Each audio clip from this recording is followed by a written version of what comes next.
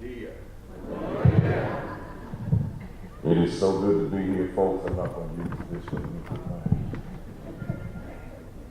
See me up here. I'm ready. Good morning again, everybody. You just need to get my screen up here. It is so good to be here. As I sat down listening to the number of different countries that are represented here today, I counted about 27.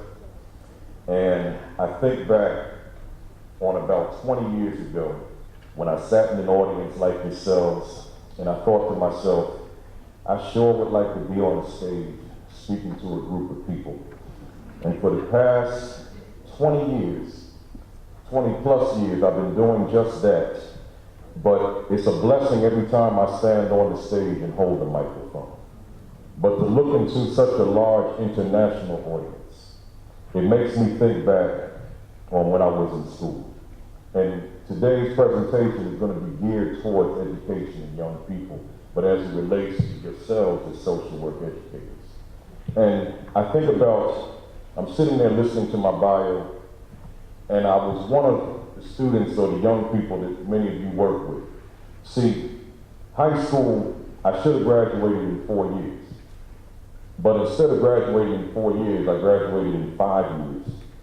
Because I dropped out of school in 9th grade, first year of high school.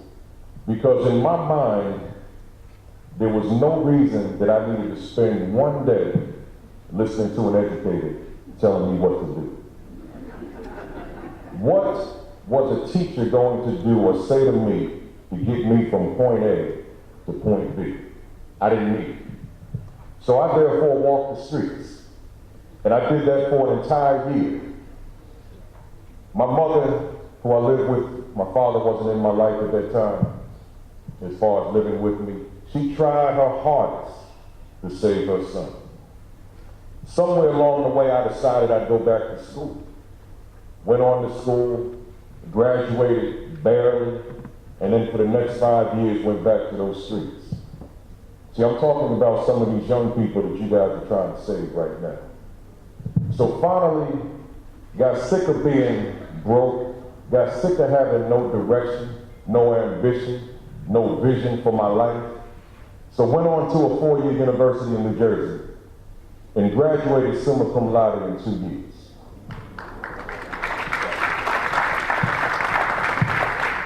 People ask the question all the time, how did you make the change? What did you do to graduate summa cum laude when here you were, this young man who barely graduated from high school with a 1.5 grade point average and proud of it, with a guidance counselor who said to me on the day before graduation, he said, young man, you will never amount to anything. He didn't know I was going to be in Curacao today.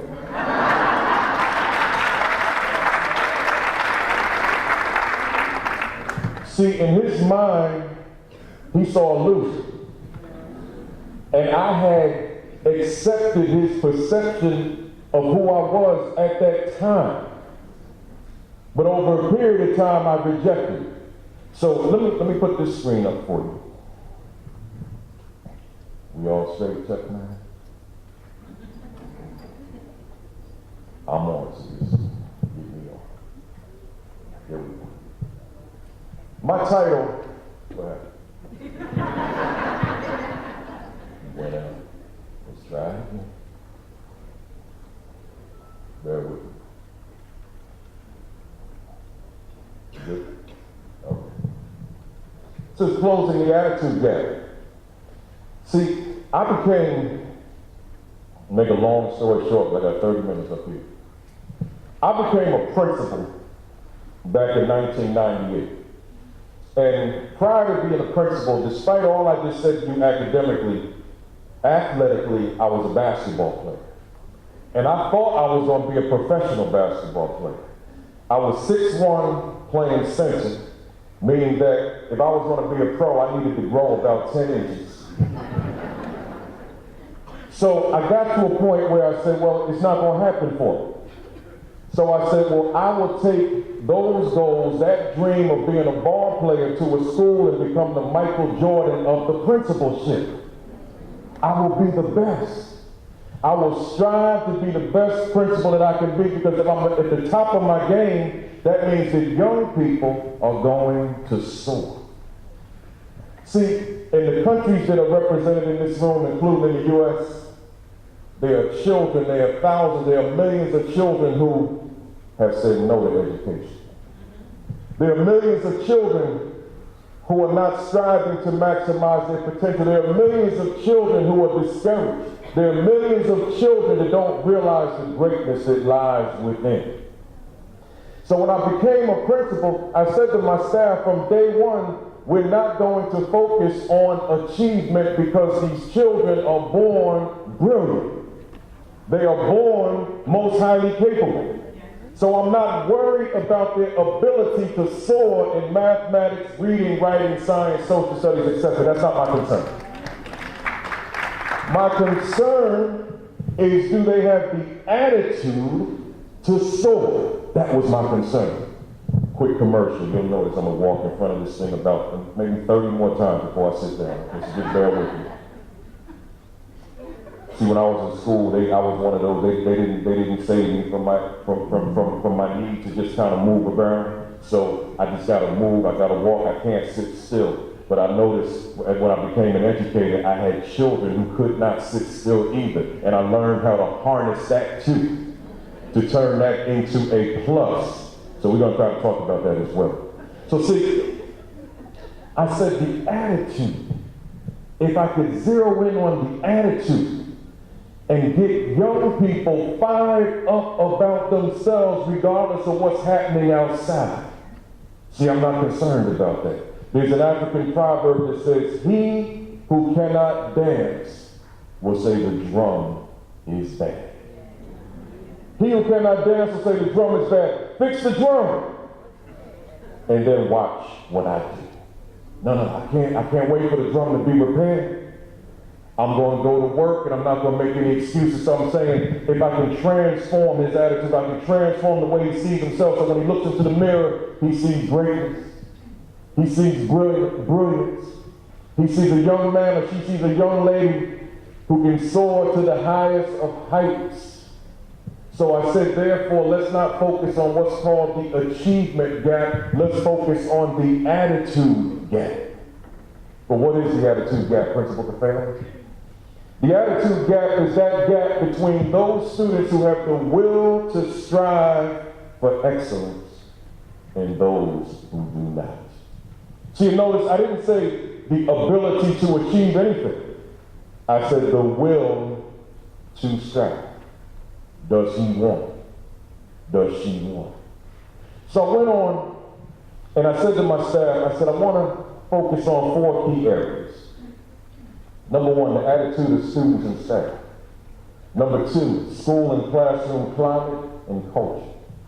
Number 3, school leadership. And number 4, youth and power. Notice again, achievement's not there. I'm not concerned about achievement. Let's look at attitude a little further. Attitude of students and staff. What I'm saying here, and I'll give you that definition so you can write it down also right now. Let's look at the attitude of staff. Staff member, teacher, social worker, guidance counselor, school psychologist, whomever. Do you believe in that child? Do you believe that she can fly? Do you believe that she can achieve anything she sets her sights on achieving? Do you believe that he could be the next leader in a school district? Do you believe he could be the next government official? What is it that you believe about that student? But ask differently. What is it that you believe about yourself? Do you believe that you have the ability to help him to tap into the will to be the best young man that he can be? Do you believe that you have it? Do you believe that you have the ability to get her excited about herself, excited about the prospects for her future, despite what she may be dealing with at home or in the neighborhood? Do you believe that you have what it takes Do you believe that that child has the brilliance within to be all that he can be? See, what do you believe about you and what do you believe about that child?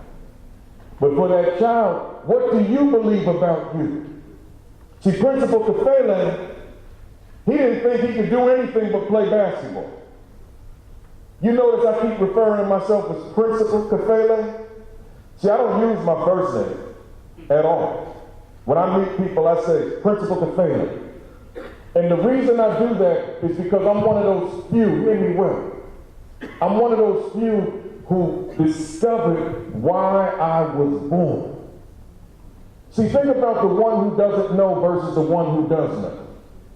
See, if I discover that I'm born to be a principal, then being a principal becomes not only easy, but fun. See? Because I'm walking in my purpose. I could ask the question rhetorically in this room, how many of you were born for the work you do? Matter of fact, forget rhetorical, we got the literal. See, when we acknowledge, when we come to grips with the fact that we were born to do this, it makes it that much easier because we want it. We want it badly, we're passionate about it.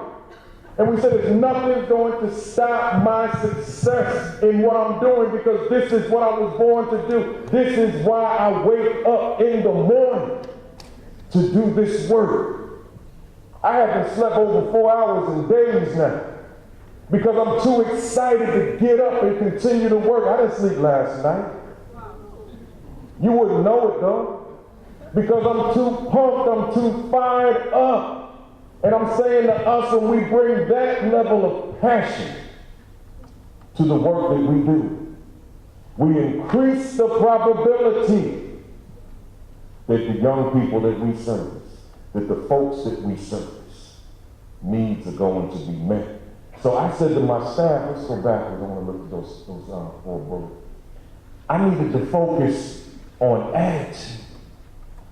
I'm not worried about achievement. I want to focus on attitude so I can bring them to the highest possible altitude.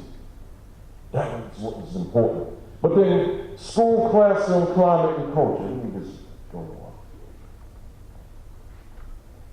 on. I said that then to my staff, there are 2 variables that we really need to focus on. And I said they are climate and culture. See, climate and culture are everything. Every country represented in this room as I was listening, most of the countries that were named by Dr. Carlo have this climate that folks want to just come to your countries regardless of what time of the year it is because of the climate of the culture of the country.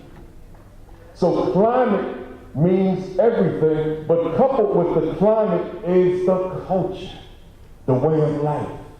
And because of the climate and the culture of the countries that are represented in this room, folks flock to come and to be in your country. Well, I said to my staff, I said, schools work the same way. Why do you expect a young person to embrace what you're delivering if the climate is toxic and the culture are toxic? See, when I say climate and culture as it relates to a school, what I mean, I'm saying climate, the mood of the classroom and the mood of the school. I don't mean the mood of the individuals within the school. Think about the work that you do. Think about the interactions that you have with parents, with families, with young people. Individuals have certain moods, certain dispositions, but that's not what I mean. I mean collectively that school has a mood. That classroom has a mood. We as the adults are the ones that create or set that mood. I said if young people are going to soar, I need them to come into a mood of excellence. The last school I led back in 2005, I got there, it's called North Tech High School. The school had never met adequate yearly progress benchmarks under No Child Left Behind in the States, meaning it had never met those testing benchmarks, ever. It was a low-performing school. It had all the various different problems that you'll find in a typical urban school. But when I went into that school, I told my staff on day one that this school was going to be a national force to be reckoned with. Because the attitude of mine was that these young people are going to soar, but I had to begin the process of creating a climate and a culture, a lifestyle which was conducive for poor children, 90% free and reduced lunch.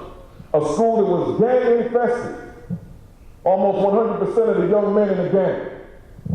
In a school that was in a city of high crime and high poverty. I had to convince those kids that despite the challenges and obstacles in your lives, that you can be successful. But if I had them come into a toxic climate and culture every day, then all I was doing was perpetuating a status quo. So now we begin the process of transforming climate and culture, but how do you do that, Principal Kafele? Let's look at the model I put together. This will take me 2 days to really lay out. I just want to give you the outline. I call it the climate culture framework for closing the attitude gap, and I say to all of us that we've always got to go to the mirror to reflect, to assess, and to adjust every day. But within that, there are 5 strands. The first strand says environment for learning, which asks the question, do I provide them with a learning environment of excellence? What does that environment look like? What kind of time, what kind of energy, what kind of commitment have we given to creating an environment that becomes a magnet where the classroom itself, where the school itself says, come in.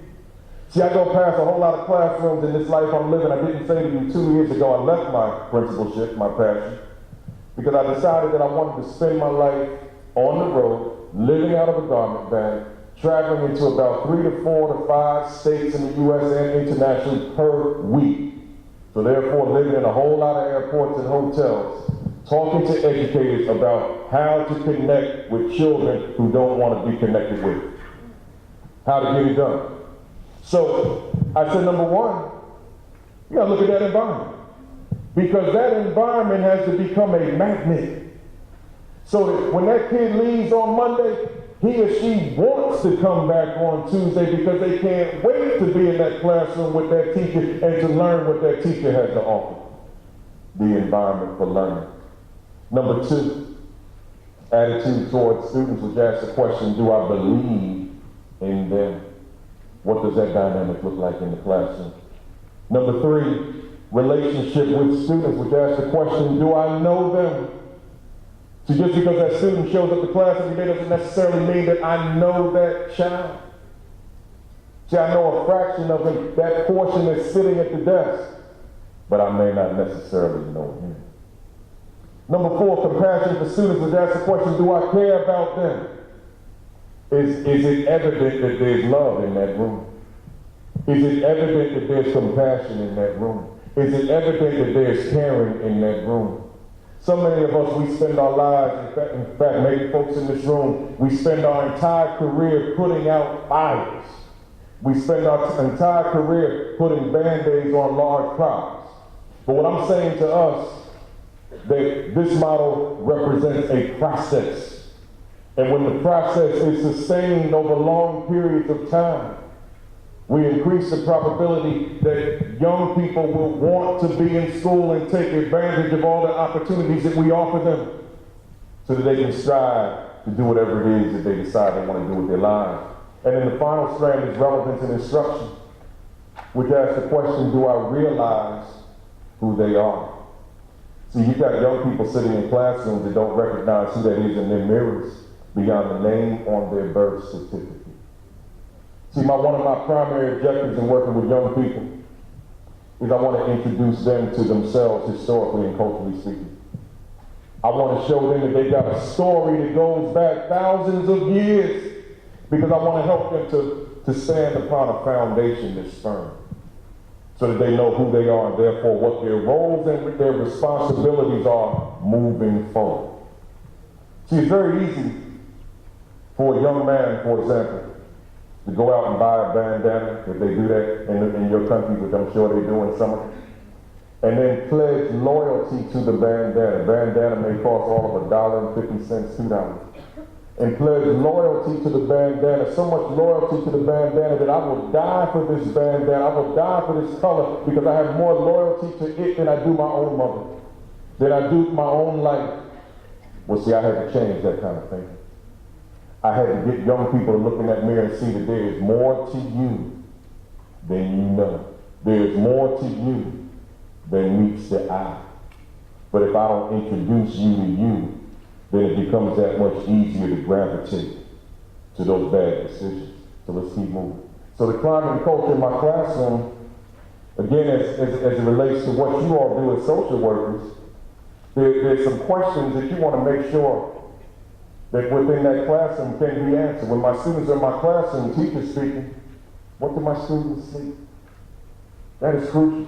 What do they see?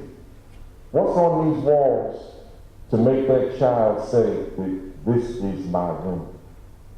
What's on these walls so that that teacher can, so that that student can take ownership of that room? I was in a classroom, for example, on the west side of Chicago, Illinois, working with a school not too long ago. And the administration, there were about 7 of them, they were complaining to me about the fact that they couldn't relate to the students and the students couldn't relate to them. So we were sitting in a classroom having a meeting, myself and the 8 of them with the principal. And they were all going back and forth. These students don't relate to us. We don't know what we're going to do. These kids don't want to stay in school. They don't like being in school. All the stereotypes. And as they were speaking, I'm looking at the wall, all 4 walls. And I said to one of them, I said, what's taught in this room? And as we looked at the walls, they said, science. I said, what else is taught in the room? Another one said, well, it's biology to be specific. I said, but what else is taught in this room? They said, well, they started breaking down the biology. I said, but what else is taught here? And they said, that's it, Principal Kafele. I said, well, there's your problem right there. They said, what do you mean? I said, you told me in this room what's taught here is science and the evidence is on all 4 walls. But there is 0 evidence in this room that children are taught here. See, I saw content, but I saw nothing that spoke to a child to say that this is your room. This is your home. This is your place. Where are the various different categories of acknowledging a kid? Where are the various different excuses to celebrate a kid? Where's the various different ways that I can say to a child, I appreciate you. I value you. See, I didn't see that. So it made me think back on my days in 9th grade, because I was a 9th grade class, and certainly there was nothing to make me want to come back the next day either. But imagine you utilize that space differently. What do they see? Number 2, what do they hear? I can't speak for the countries that are represented here, but I can speak to a whole lot of U.S. classrooms and schools. I go into schools and walk the halls with principals in my role as consultant. And I'm waiting for somebody, just somebody say good morning. Just somebody say, how are you? Bon dia. Bon dia. And as I walk these halls, I'm not hearing it. I'm waiting for someone to say, have an extraordinary day. And as I walk these schools from coast to coast in the U.S., these halls with these administrators, in more than 90% of the cases, I'm not hearing. See, I've got to make sure that I'm building a family. I've got to make sure that I'm giving that youngster the praise that he or she deserves. Let me keep going, my time is short. What do they feel? See, we're so busy putting out fires and putting band-aids on these large problems. And I say, well, when they come into the school, what emotion is triggered as a result? What do I feel as a result? You see, peer pressure is strong.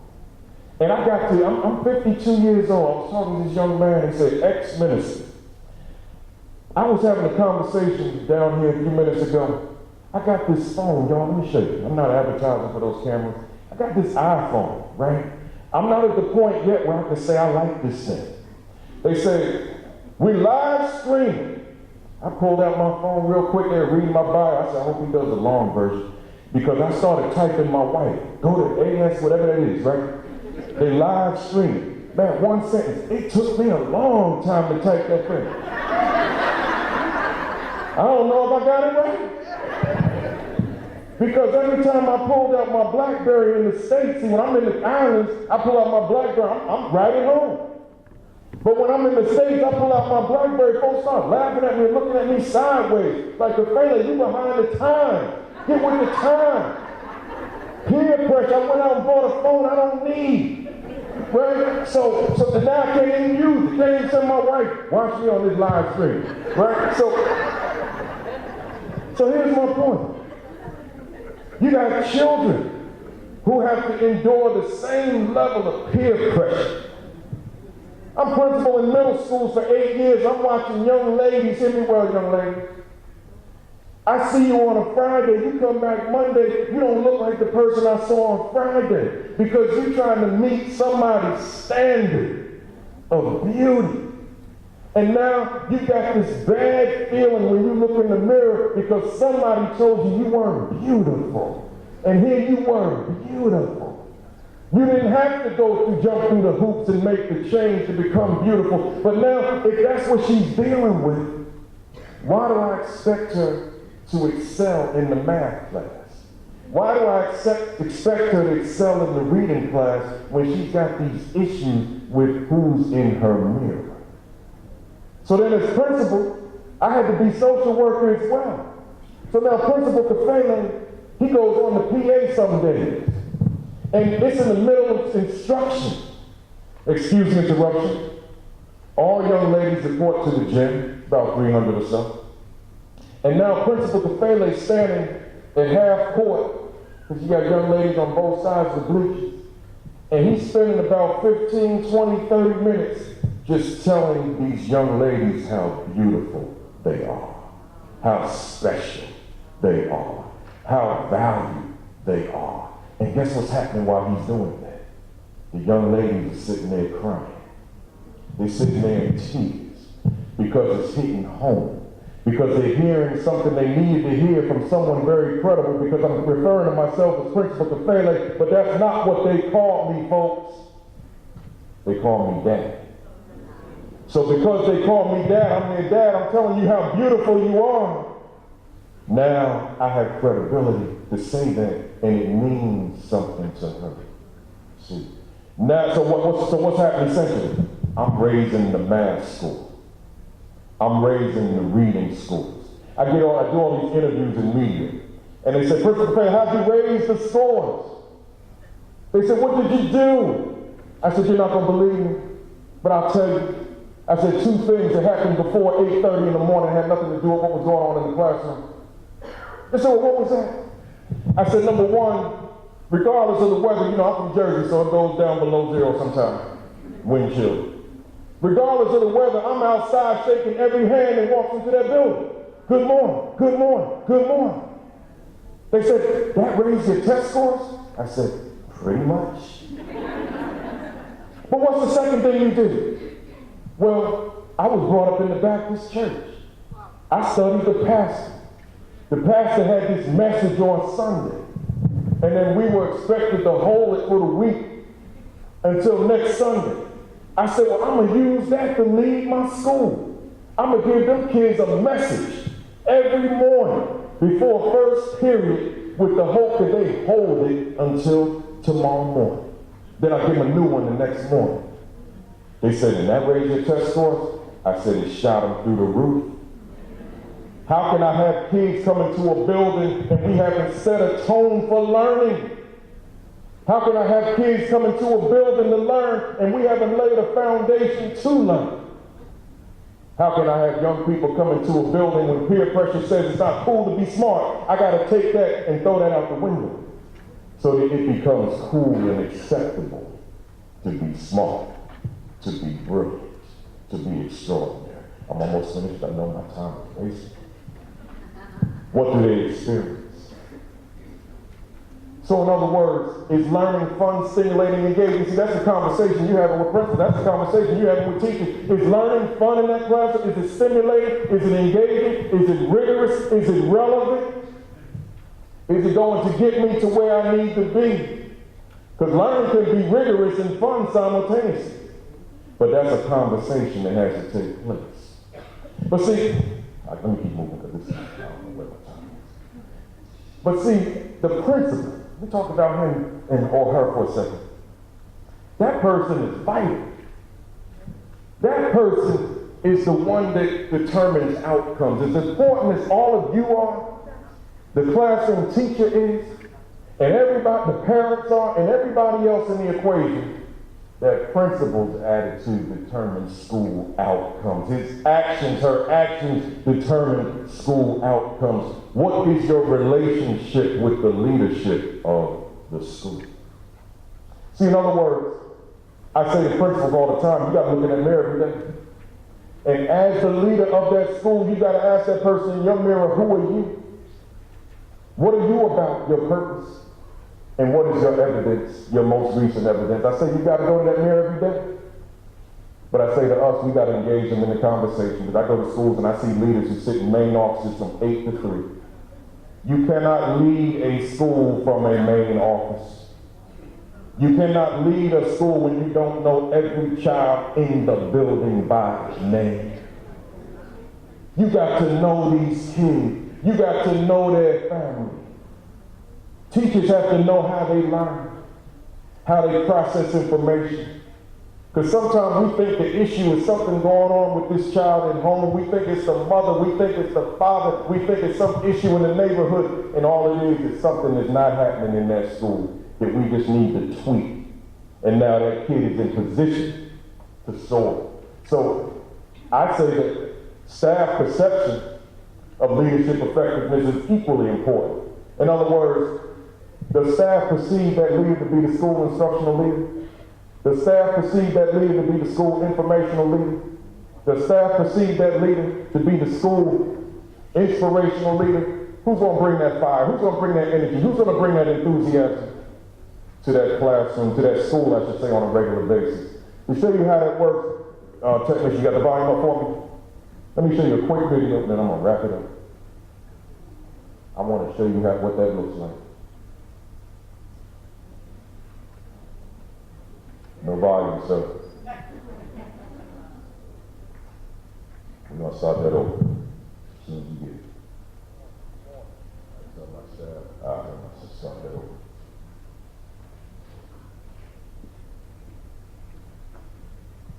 Here we go. I breathe it, I sleep it, I eat it. About 4 times what I do as a principal, what I do as an educator, what I do as a motivator. Good morning, good morning, good morning, good morning. I tell my staff, I tell my students, I tell my parents all the time that I'm unemployed, I have no job.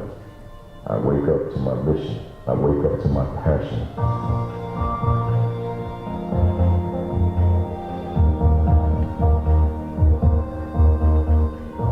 I've been a principal now for 13 years. At North Tech, I'm in my 5th year. When I came here, I heard the stories about what it used to be. So I came in very hardcore. I knew what I wanted from the outset. I knew what these young people were capable of doing, and we went to work on it. And here we are, with 98% of our students graduating, having passed 6 standardized tests in language arts, and 88% having passed the mathematics portion. U.S. News and World Reports magazine recognized us as one of America's best high schools for 2 consecutive years. We're doing a phenomenal job here. Kafele is a principal in the best sense of the word. He's a master teacher. He begins every day by teaching over the intercom. We're on the move. We're in flight. Hopefully you had a great weekend, but much more importantly, it was a productive weekend because you completed all homework assignments. You proceeded to study for a minimum of 2 hours in a quiet environment. Morning announcements are very important because it sets a tone for the rest of the day. Have your best day yet while maintaining a most positive attitude. Okay, we're on the move. You ask a question. What's so different about your leadership from other people? It's very simple. If I could change the attitude, the content will fall into place. Our Monday is, every Monday, the student body has to dress up. professional style, shirt, tie, slack for gentlemen, ladies in business attire, and it's to show that for the whole day you'll be empowered. When Power Monday first started, I hated it. I did not like dressing up. But once I got used to it, it was like, okay, it's something that's going to help me in my future. Visiting classrooms every day is a very important aspect of what I do. You show me a principal that you can find in the office on a regular basis, and I'll show you a school that doesn't have leadership. Things will be going well in the classroom, he'll walk in and it'll go even better. The kids want to show him what they know, because there's such a respect for him. When I see Mr. Kafele coming into my classroom, I'll be like, okay, he's observing me, how am I performing, so I'm going to do my best. Not to impress him, but just to show him that I'm working towards that goal that he has. Matter of fact, let me see you again real quick. We can stop some students in the hallway and say, your entire report card to them. And we've got 750 students. So when he said, hey, you got that C in math, you gotta bring it up, that's powerful to them. Principal Kafele motivates everybody in the school to perform their best. From the 100% club, 100% is another 100%. 100%. Very demanding. I expect that every student does all homework assignments 100% of the time. It is housekeeping time. The teachers provide me with a list of whatever students didn't complete homework, and we read their names off over the PA system. The following 3 students report to my office. We call them down to let them know that they have what I call readathon the next morning. That means that that's a time to sit still, sit quietly, and just read a book. Gentlemen, one thing that I want them to get is responsibility. The brother calling everyone of the PAs about doing homework, teaches you that you have a responsibility here. Your responsibility is to excel. He treats his children as his own. They look up to him like that's his father, because a lot of people don't have fathers. Even though my father is not with me, Mr. Kafele was the person that inspired me, that motivated me to do better in life. His students have a cell phone, 24 hours. And that's really unheard of. There's very special people that you run into once in a while. I believe Kafele was one of them. He's the kind of man that he's about. When I look into my students' faces, what I want to see is hope. Not my hope for them, but hope within themselves. I feel that I am